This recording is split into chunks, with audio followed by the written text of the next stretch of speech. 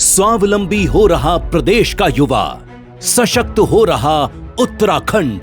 मुख्यमंत्री पुष्कर सिंह धामी के दूरदर्शी फैसलों और पारदर्शी नीतियों से उत्तराखंड में रोजगार की बयार बह रही है। युवाओं की लाचारी और भ्रष्टाचार की मार पुरानी बात हो गई है। अब युवाओं की मेहनत को समय रहते सही परिणाम मिल रहा है। ऐतिहासिक नकल विरोधी कानून के लागू होने के बाद उत्तराखंड में प्रतियोगी परीक्षाओं में पारदर्शिता आई है। समयबद्ध ढंग से न सिर्फ विज्ञप्ति निकल रही हैं, बल्कि परीक्षा के बाद चयन भी हो रहा है। यही वजह है कि धामी सरकार के कार्यकाल में अब तक 25,000 से ज्यादा युवाओं को सरकारी सेवाओं में रोजगार देने का रिकॉर्ड बना है। पिछले 2-3 वर्ष उत्तराखंड में प्रतियोगी परीक्षा की तैयारी कर रहे छात्रों के लिए काफ़ी अच्छे रहे हैं।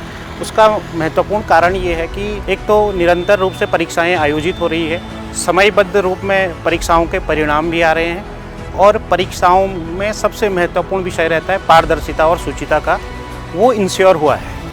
मुख्यमंत्री पुष्कर धामी ने महिलाओं के सामाजिक आर्थिक सशक्तिकरण की दिशा में साहसिक कदम उठाया।